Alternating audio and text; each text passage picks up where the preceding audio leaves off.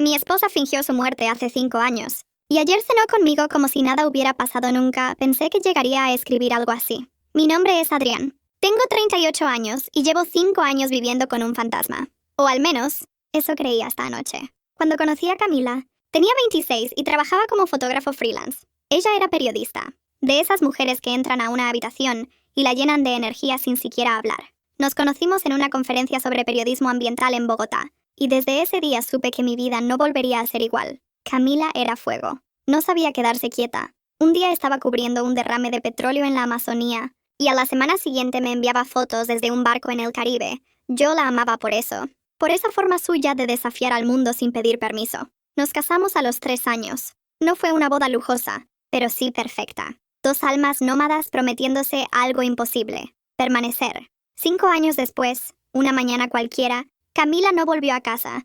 Me dijo que iría a entrevistar a un empresario vinculado con tráfico de especies. Serán 2 días. Nada más. Me dijo mientras metía la cámara en la mochila. Nunca regresó. Al principio, pensé que era otra de sus desapariciones improvisadas. Pero al tercer día, su número ya no existía. Al cuarto, la policía encontró su coche abandonado a la orilla de una carretera rural. Dentro, había rastros de sangre y su credencial de prensa partida en 2. La búsqueda duró meses. Y luego, el silencio. El vacío. La declararon oficialmente muerta. No había cuerpo, solo una conclusión. Probablemente asesinada. Yo me rompí. Dejé la fotografía. Vendí la casa donde habíamos vivido. Me mudé a un apartamento pequeño en Medellín y aprendí a sobrevivir con lo que quedaba de mí. Durante 5 años, todas las noches soñé con ella. Y cada vez que despertaba, sentía que la oía caminar por el pasillo, reír en la cocina, tararear sus canciones viejas. Vivía entre recuerdos y fantasmas. Hasta anoche. Era un jueves cualquiera. Había ido a cenar a un restaurante nuevo con un amigo de la universidad. Pedimos vino. Charlamos. Y cuando él se fue al baño levanté la vista. Y la vi, Camila, de pie, a 3 mesas de distancia. Viva, vestía diferente, más sobria, con el cabello corto y negro azabache. Pero era ella. La forma en que sostenía la copa. La curva de su sonrisa. El lunar junto al cuello. Se me cayó el vaso de la mano. Ella giró, como si hubiera sentido algo, y nuestras miradas se encontraron. Por un instante, el mundo se detuvo. No dijo nada, solo se quedó paralizada, con los ojos abiertos de par en par. Y luego, sin una palabra, salió corriendo del restaurante. Yo fui tras ella. Llovía. La seguí entre las calles mojadas, gritando su nombre, tropezando con la gente. Ella giró una esquina, y cuando doblé tras ella, ya no estaba. Solo un taxi alejándose a toda velocidad. Me quedé bajo la lluvia, jadeando, temblando. Mi corazón parecía querer romperse de nuevo. Volví al restaurante empapado, intentando convencerme de que no era real, de que había visto una sombra, un reflejo, un recuerdo. Pero sobre la mesa donde ella había estado, el mesero me entregó algo.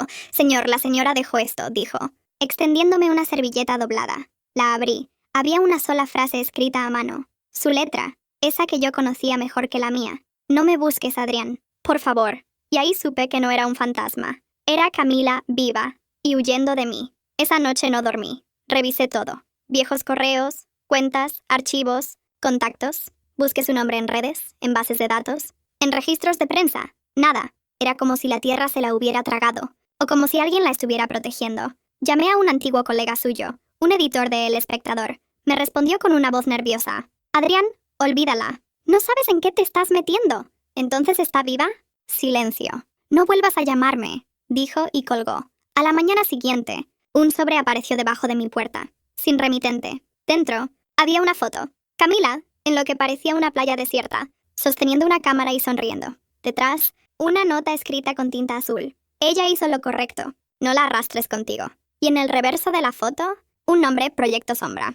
Durante los días siguientes, empecé a investigar. Encontré menciones sueltas en artículos antiguos. Una investigación secreta sobre tráfico de especies que involucraba a políticos, empresarios y fuerzas armadas. Un nombre se repetía: Proyecto Sombra. Y en cada documento, había un sello negro borrado digitalmente. Pero yo reconocía su estilo, su forma de trabajar. Camila estaba detrás de eso.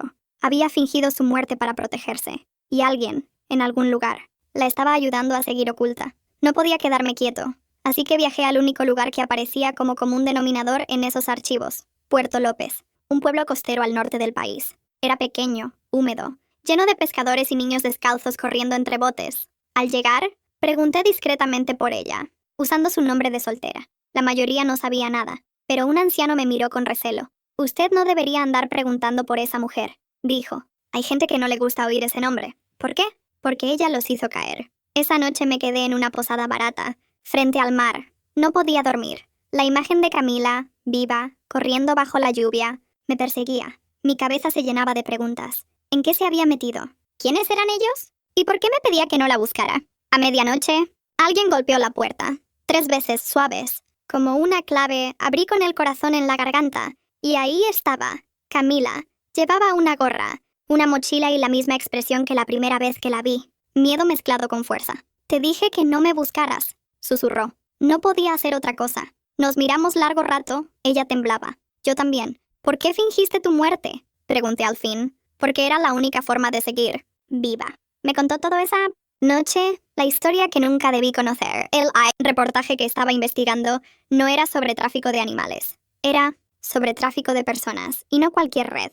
Era una operación encubierta que utilizaba fundaciones falsas para mover gente a través de la frontera. Camila había descubierto nombres importantes, gente poderosa, y antes de publicar, alguien la amenazó. Tenía 2 opciones, dijo, con la voz temblorosa: morir o desaparecer. Con ayuda de una organización internacional, fingió su muerte y se esfumó. Durante años, vivió bajo otra identidad, ayudando a testigos, moviéndose entre refugios. Y entonces anoche me viste, dijo. No debiste. ¿Por qué? Pregunté. Porque ahora ellos también saben que estás vivo, y que yo fallé en mantenerte fuera de esto. En ese momento, escuchamos pasos afuera. 2 hombres. Camila me empujó hacia la ventana. «Corre», susurró. «¿Qué? No, yo no voy a dejarte otra vez. Hazlo, Adrián. Si te atrapan, te matan. Por favor». No tuve tiempo de pensar. Salté al callejón trasero y corrí hacia la playa. Escuché un grito, un golpe, una puerta que se rompía, y luego disparos. Cuando volví minutos después, el cuarto estaba vacío, solo el olor a pólvora, una ventana rota y una cámara en el suelo. Su cámara. La levanté. Dentro, una Memorias de. La metí en mi bolsillo y corrí antes de que alguien me viera. Esa noche, escondido en un hostal de carretera, conecté la tarjeta a mi laptop. Había fotos, decenas de ellas. Políticos, barcos, contenedores, coordenadas, y una carpeta llamada Última Verdad. Dentro, un video, Camila, hablando directo a la cámara. Si estás viendo esto, Adrián, significa que ya no estoy. Pero no te preocupes, no me fui con miedo. Me fui haciendo lo que amaba. No busques venganza, busca verdad. Y cuando todo pase, vive por los dos. La imagen se cortó.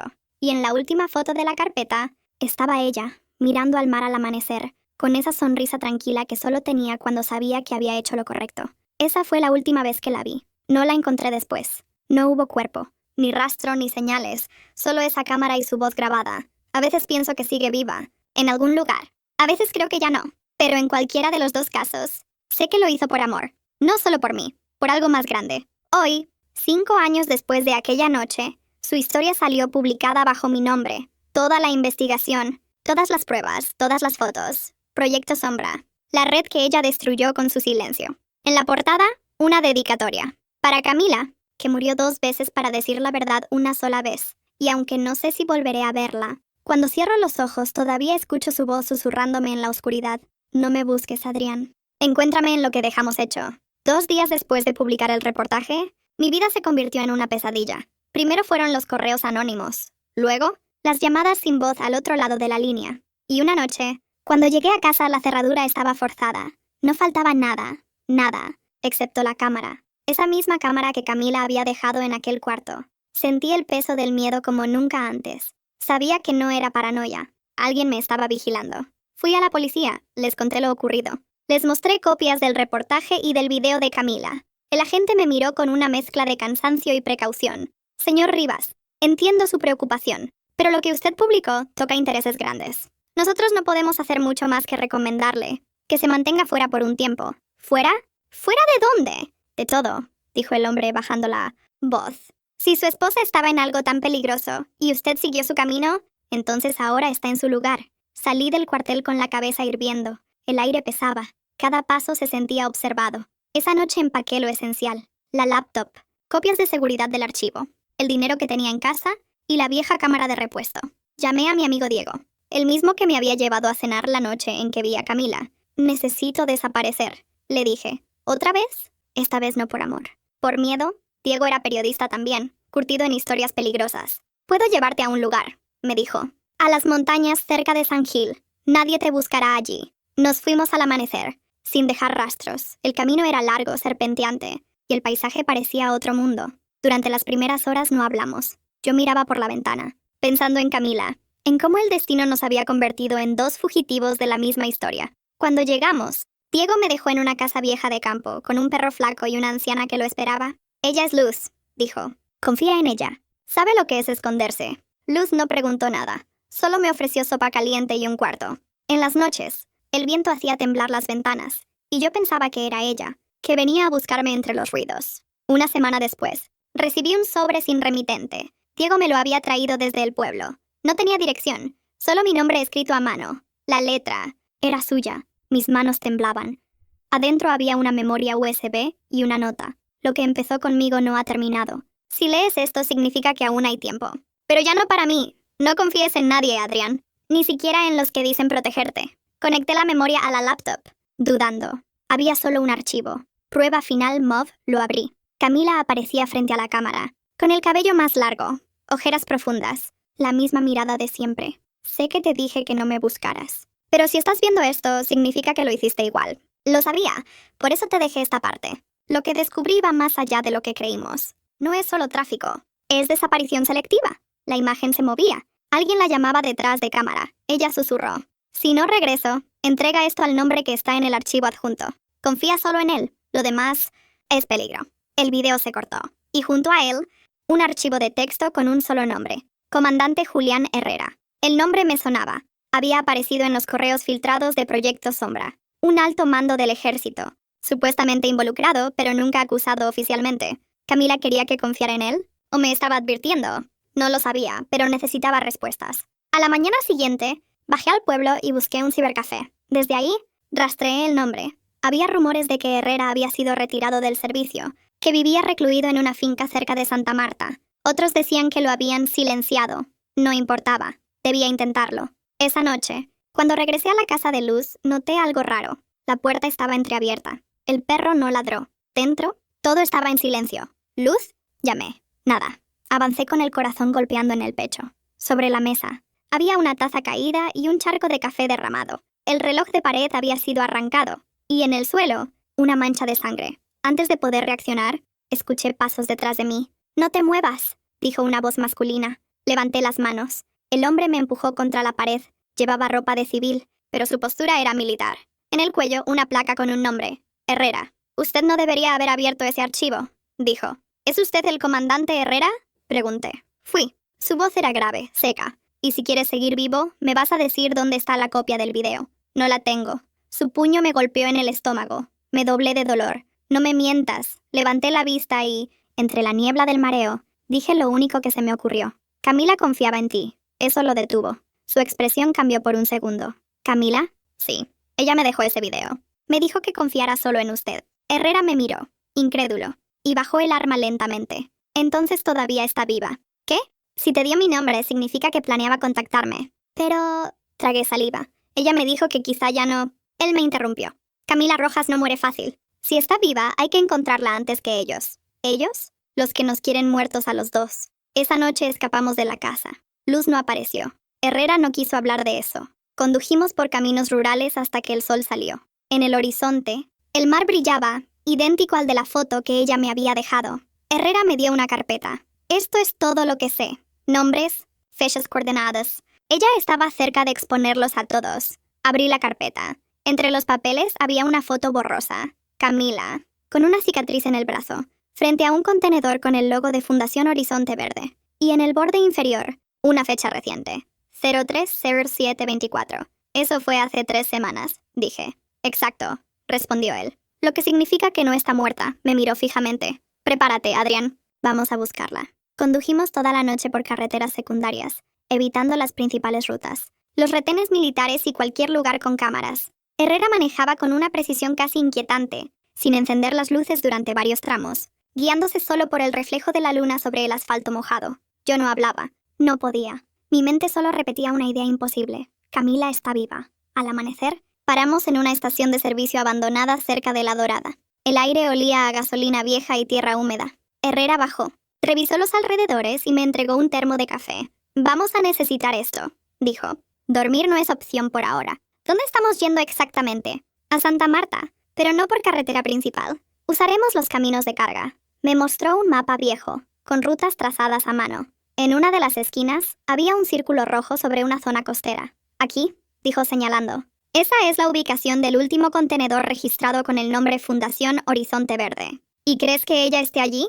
No lo sé, pero es el único punto que coincide con la fecha de la foto. Tomé aire. ¿Por qué me ayudas? Porque le debo la vida, respondió sin vacilar. Durante las siguientes horas, me contó lo que nunca había dicho a nadie Camila, y él habían trabajado juntos en una operación encubierta para desenmascarar una red de tráfico humano disfrazada de ONG ambiental. Ella había sido la periodista infiltrada, él, el militar que la protegía desde dentro. Cuando las cosas se torcieron, dijo Herrera mientras conducía, el alto mando ordenó cerrarlo todo. Borraron los archivos, eliminaron testigos. A Camila la marcaron como traidora. ¿Y usted?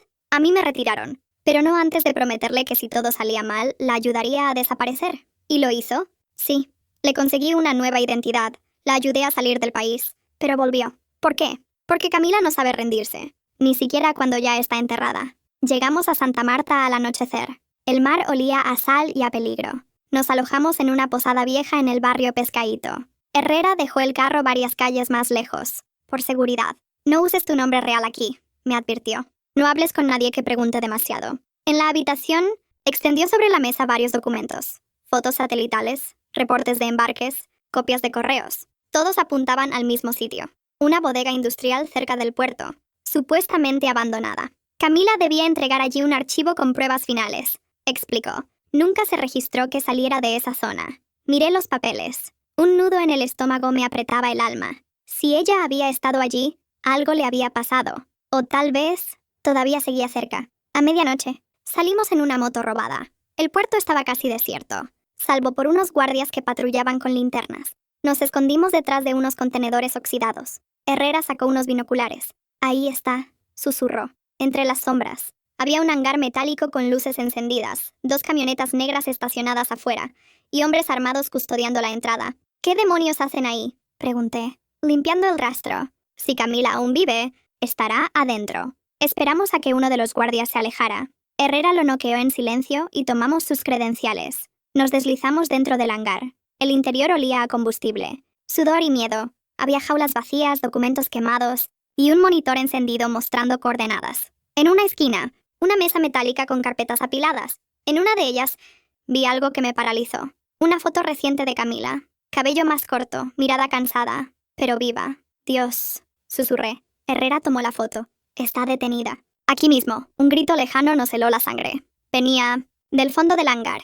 Corrimos hacia allí. Una puerta cerrada con candado bloqueaba el paso. Herrera disparó. El metal. Saltó, entramos y ahí estaba, tirada en el suelo, encadenada a una silla, el rostro golpeado, los labios secos, pero viva. Camila, murmuré. Sus ojos se abrieron con esfuerzo. Sabía que vendrías. Corrí hacia ella. Le tomé el rostro. Ella sonrió débilmente. Tardaste 5 años. Herrera empezó a cortar las cadenas con una navaja. Tenemos que salir ya. Pero antes de poder moverla, las luces se encendieron de golpe. Voces, pasos, armas cargándose. Nos habían encontrado. El primer disparo rompió el vidrio del techo. Corrimos hacia las cajas, protegiendo a Camila como podíamos. Herrera devolvió fuego preciso, letal. Yo solo podía sostenerla, sintiendo su cuerpo temblar en mis brazos. No me dejes. Adrián, susurró. Nunca más. Un proyectil pasó silbando junto a mi oído. Herrera gritó algo que no alcancé a oír. Luego cayó, un tiro en el hombro. ¡Corre!, rugió. ¡Llévala afuera! La levanté, tambaleando entre el humo y el caos. Atravesamos un pasillo lateral. Salimos por una compuerta trasera que daba al muelle. El mar estaba oscuro, infinito.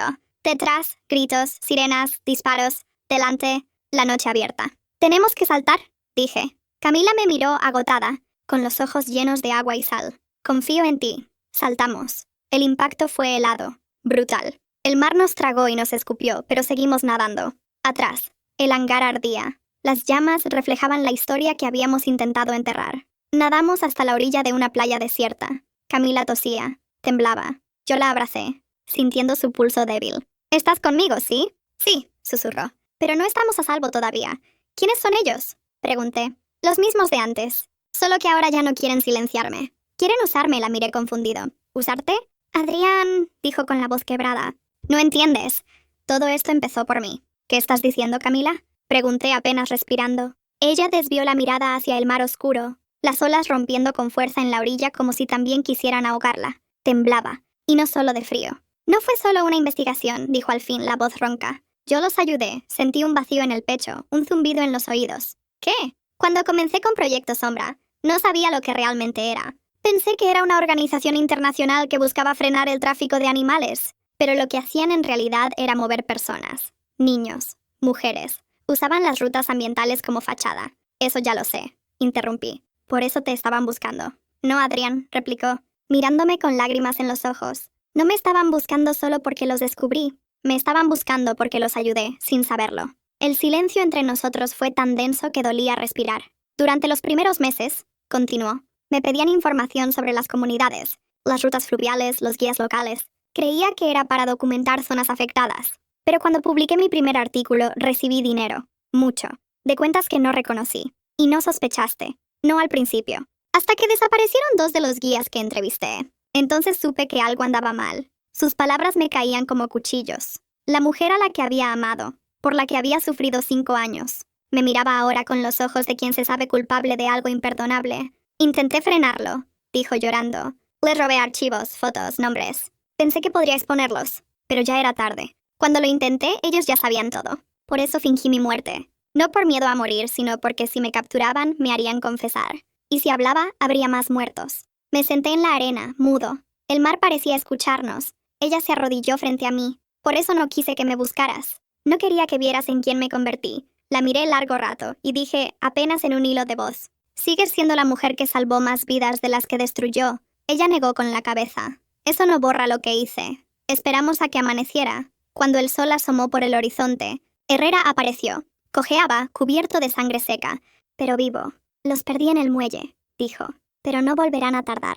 Si estamos vivos, es porque aún los necesitan muertos de forma conveniente. Camila se levantó, decidida. Entonces hay que hacer lo que no pudieron impedir, mostrarlo todo. Herrera la miró como si volviera a ver a la mujer que había admirado una vez. ¿Aún tienes la copia completa? Camila asintió. Sacó de su mochila una memoria metálica, sellada con cinta y código. Está todo aquí, pero si la subimos desde cualquier lugar local, nos rastrean. Necesitamos salir del país. No podremos hacerlo legalmente, dijo Herrera. Lo sé, respondió ella, pero aún tengo un contacto. Alguien que me ayudó la primera vez a desaparecer. Durante el viaje hacia la frontera, los 3 apenas hablábamos. El calor era insoportable, y la tensión se sentía como una cuerda apretada entre nosotros. Yo solo pensaba en lo que Camila me había confesado. No sabía si podía volver a confiar en ella, pero sí sabía que todavía la amaba, y eso me enfurecía. Esa noche acampamos en una zona boscosa cerca de Valledupar. Camila dormía, o fingía hacerlo. Herrera me ofreció un cigarrillo y se sentó a mi lado. «¿Sabes?», dijo. «Ella nunca dejó de protegerte. Lo hizo desapareciendo. No, lo hizo evitando que te mataran por su culpa. A veces el amor no es quedarse, sino desaparecer a tiempo». Lo miré, cansado. «Tú también la amas, ¿verdad?».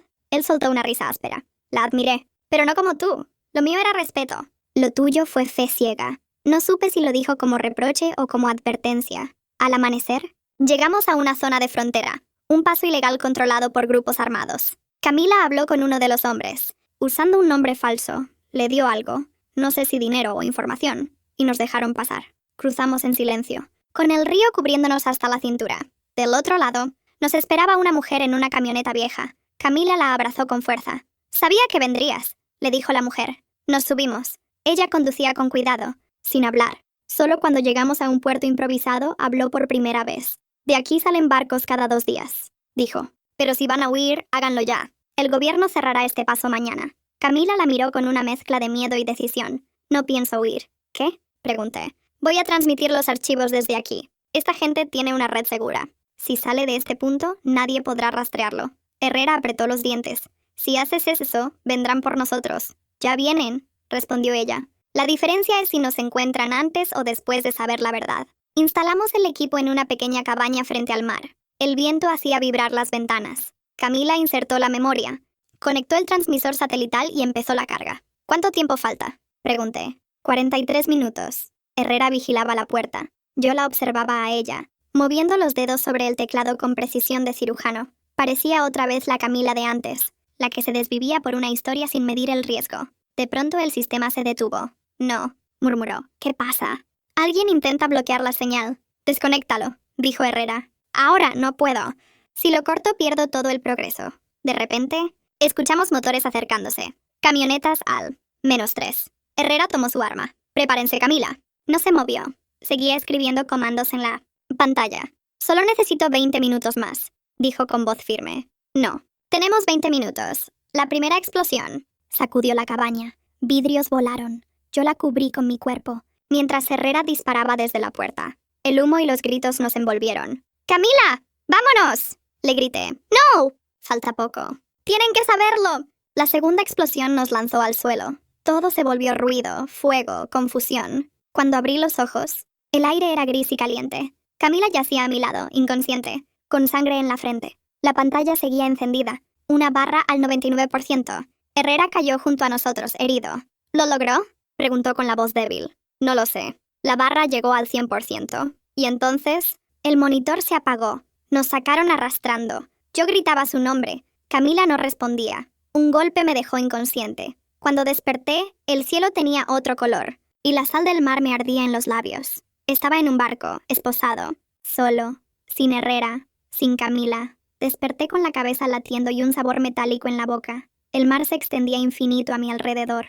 El barco era pequeño, industrial, sin banderas ni insignias. A lo lejos, hombres armados caminaban de un lado a otro vigilando. Me moví. Las esposas me cortaban la piel. Había un guardia cerca. Joven, rostro inexpresivo. ¿Dónde está ella?, pregunté apenas con voz. El hombre me miró sin interés. Cállate. Intenté recordar lo último. El fuego, los gritos, el olor a humo y sal. Camila cayendo a mi lado. ¿Estaba viva?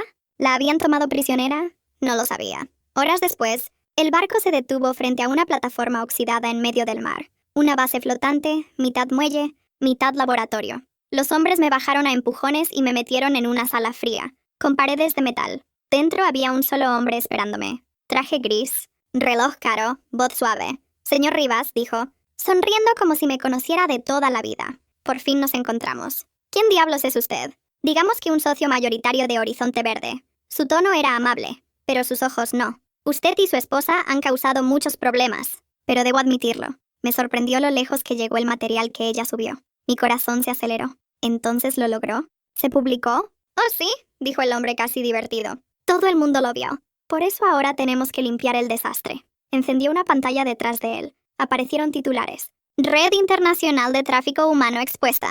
Militares y políticos implicados. Autoridades niegan relación con Proyecto Sombra.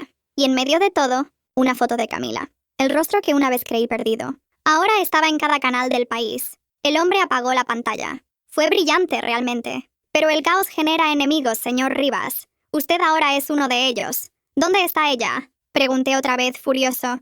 Ah, sí, su heroína. Caminó hacia una puerta lateral y la abrió. 2 guardias trajeron una camilla. Camila, inconsciente, vendada, respirando con dificultad. Mi cuerpo se estremeció. ¿Qué le hicieron? La encontramos medio muerta, pero sigue viva, gracias a nuestros médicos. Me acerqué, pero uno de los guardias me detuvo. El hombre del traje sonrió. La necesitábamos. Es un símbolo perfecto. Una historia de redención. Y usted, el marido fiel que se convierte en mártir. Todo muy cinematográfico. ¿Qué quiere de nosotros? Controlar la narrativa. Si la gente cree que el sistema falló, necesitamos un nuevo villano, ¿no cree? Sus palabras me helaron. Querían usarla. Otra vez, convertir a Camila en una marioneta del discurso que ella misma destruyó. No lo permitiré, dije. No tiene opción, respondió. El guardia me golpeó con la culata del arma. El mundo se oscureció. Desperté horas después, atado a una silla. Camila ya no estaba. Solo una cámara frente a mí y una luz blanca. Una voz salió de un altavoz. Adrián Rivas, usted fue testigo y cómplice. Va a confesar que todo fue una invención de su esposa, una manipulación mediática. ¿Entendido? Nunca. El golpe me cruzó la cara antes de terminar la palabra. Sangre. Mareo. La voz insistió. Hágalo, o ella no sobrevivirá la noche. Cerré los ojos. El sonido del mar golpeando los muros metálicos me recordó las olas del día que la conocí. Recordé su sonrisa, su voz diciendo, no me busques. Y entonces supe lo que tenía que hacer. El siguiente guardia entró con una navaja. Antes de que pudiera acercarse, me lancé hacia él. El metal me cortó la muñeca, pero logré empujarlo contra la pared. Su arma cayó. La tomé. 2 disparos. Caos. Corrí. El pasillo era estrecho, lleno de tuberías y alarmas rojas. Disparos detrás de mí. Abrí puertas sin pensar hasta llegar a una sala iluminada. Y ahí estaba ella, Camila, conectada a máquinas medio despierta. «Adrián», susurró, «estoy aquí. Vamos a salir». La desconecté, cargándola en brazos. Sonó una sirena. El barco vibraba. Habían activado el protocolo de hundimiento. Corrí hacia la cubierta. El aire olía a combustible. Lanchas. Empezaban a alejarse con los hombres del traje. No teníamos más opción. Saltamos al agua. El mar estaba helado, brutal, infinito. Camila se aferraba a mí con fuerza débil. «Déjame», murmuró. «No vas a poder conmigo». «Calla», le dije. «No pienso dejarte por segunda vez». A lo lejos, luces. Un barco pesquero. Grité hasta quedarme sin voz. Nos rescataron minutos antes de que la plataforma explotara. Despertamos en la cubierta del barco pesquero. Camila estaba cubierta con mantas. Inconsciente pero viva. El capitán me miró con desconcierto. «¿Qué diablos pasó allá atrás?» «Nada que quieran saber», respondí. 3 días después, atracamos en Panamá. El capitán nos dejó en tierra con algunas provisiones. Camila seguía débil, pero respiraba por sí misma. La llevé a un hospital local bajo nombres falsos. Los médicos dijeron que sobreviviría, pero necesitaba descanso. Me senté a su lado, mirando la ventana. El sol entraba a través de las cortinas. Cálido, limpio. Ella abrió los ojos. «¿Estamos vivos?» «Sí. ¿Y la verdad?» «El mundo ya la vio. Entonces valió la pena», susurró. Cerró los ojos otra vez, sonriendo apenas. Los meses siguientes fueron un borrón de recuperación y silencio. Nadie nos buscó. Quizás los verdaderos culpables ya habían huido. Quizás sabían que matarnos solo haría crecer la historia. Un día, Camila se levantó, caminó hasta la orilla del mar y dijo algo que nunca olvidé. «He pasado la mitad de mi vida huyendo de la muerte. Quiero dedicar la otra mitad a buscar vida». ¿Qué significa eso? Que no pienso esconderme más. Que si quieren callarme, tendrán que hacerlo viéndome de frente. No supe si sentir miedo o admiración, solo la abracé, porque incluso después de todo, seguía siendo la misma mujer que una vez se lanzó al fuego por una verdad que el mundo no merecía. Esa noche, bajo las estrellas del Caribe, Camila me miró con los ojos tranquilos. «¿Y tú, Adrián? ¿Qué vas a hacer ahora?» «Seguirte», respondí. «No tienes que hacerlo. No lo hago porque tenga que hacerlo. Lo hago porque quiero ver hasta dónde llega la historia que empezamos». Ella sonrió, esa sonrisa que creí perdida. «Entonces prepárate, porque esto no ha terminado». Durante los meses siguientes, la vida en Panamá se volvió una rutina improbable, un amanecer de calma tras años de guerra. Camila y yo vivíamos en un pequeño apartamento frente al mar, con ventanas abiertas todo el día y un perro callejero que adoptó la costumbre de dormir en nuestra puerta. A veces pensaba que era una ilusión, una tregua prestada por el destino antes de volver a rompernos, pero ella sonreía cada mañana, y eso bastaba para convencerme de que el infierno había quedado atrás. Un día, mientras compraba pan en el mercado, vi su rostro en una pantalla de televisión. Camila Rojas, periodista desaparecida, reaparece en video anónimo filtrado. Sentí el corazón detenerse. Volví corriendo a casa. Ella estaba frente al televisor, mirando las imágenes en silencio. El video mostraba fragmentos del reportaje, pero mezclados con declaraciones falsas. Alguien había editado la historia para pintarla como traidora, como agente doble. Los titulares hablaban de montaje, de corrupción encubierta, de información manipulada por intereses extranjeros. «Volvieron», dije, con la garganta seca. Camila apagó el televisor. Sabía que lo harían. «¿Qué vamos a hacer ahora?» «Lo mismo de siempre», dijo mirándome con calma. «Buscar la verdad, aunque duela». Durante semanas intentamos contactar a los medios que habían publicado su reportaje original. Nadie respondía. Sus cuentas estaban cerradas. Los correos rebotaban. Era como si todos los que la habían apoyado hubieran desaparecido de repente. Una noche, al volver a casa, encontramos la puerta abierta. No habían robado nada, pero sobre la mesa había una caja pequeña. Dentro, una flor seca y una nota. «A veces los muertos deben quedarse muertos». Camila la leyó sin pestañear. «Nos encontraron otra vez. Tenemos que irnos». «No, Adrián. Esta vez no voy a correr». Esa noche la vi escribir durante horas. No en computadora, sino a mano, como en sus primeros años de periodista. Llenó cuadernos enteros con fechas, nombres, recuerdos, lugares. Era como si quisiera dejar un testamento, una crónica final. Cuando terminó, me entregó uno de los cuadernos. «Si algo me pasa, prométeme que seguirás escribiendo». «No digas eso. Promételo». La miré, y supe que hablaba en serio. «Te lo prometo». 2 días después, el cielo amaneció rojo. Una tormenta tropical se acercaba. El mar rugía como si guardara un secreto demasiado pesado. Camila preparó café y me miró sonriendo. «¿Sabes? Hace 5 años morí por primera vez. Hoy podría hacerlo de nuevo, pero sin miedo». «No vas a morir», le dije. Ella asintió. Lo sé, pero si pasa, quiero que recuerdes esto. No lo hice por culpa, lo hice por amor. Al mediodía, cuando el viento ya golpeaba las ventanas, sonó un golpe seco en la puerta. Herrera, herido, empapado, con la cara marcada por la sal y la guerra. No hay tiempo, dijo jadeando. Los encontraron. Vienen por ustedes. ¿Cómo nos hallaron? Preguntó Camila. Tienen rastreo satelital. No debieron encender el transmisor anoche. Yo me quedé helado. Ella sí lo había encendido. Para enviar su nueva crónica. La definitiva. ¿Dónde están ahora? Pregunté. Herrera me miró con una mezcla de respeto y tristeza. A unas horas. Pero la tormenta los retrasará. Camila se levantó. Entonces tenemos tiempo. Pasamos las siguientes horas destruyendo documentos, ocultando memorias y cargando una lancha vieja. El mar era puro ruido. La lluvia caía con furia. Camila me miró antes de subir. Si no regreso, prométeme que seguirás lo que empezamos. Camila, promételo. Te lo prometo. Ella subió primero. Herrera la siguió. Yo me quedé en el muelle, mirándolos alejarse entre la neblina. El trueno rugió. La lancha se convirtió en un punto borroso. Y luego, una explosión. El fuego iluminó el horizonte. El viento trajo el eco del estallido y olor a combustible. Corrí hacia el mar gritando su nombre, pero solo encontré olas y pedazos de madera flotando. Los días siguientes fueron un vacío. Busqué por todas partes, con pescadores, guardacostas, en hospitales, en playas cercanas. Nada, nadie, ni ella, ni Herrera. El mar se los había tragado. Otra vez. Por un tiempo pensé en seguirla. No podía dormir, no podía comer. Hasta que un día, el perro se sentó frente al mar, mirando el horizonte. Y entendí. Ella me había dejado una tarea. Un año después, la historia de Proyecto Sombra volvió a los medios. Pero esta vez, contada desde otra voz. La mía. Usé los cuadernos que me dejó, las pruebas que sobrevivieron, los nombres que nunca se publicaron. Lo titulé Camila Rojas, la mujer que murió 2 veces para que el mundo abriera los ojos. El reportaje se volvió viral, no por morbo, sino por verdad. Miles de personas marcharon en su nombre. Las autoridades tuvieron que reabrir los casos. Y una mañana, al salir del canal donde di mi primera entrevista, encontré una carta en el parabrisas de mi coche, sin remitente, solo una línea, escrita con su letra inconfundible.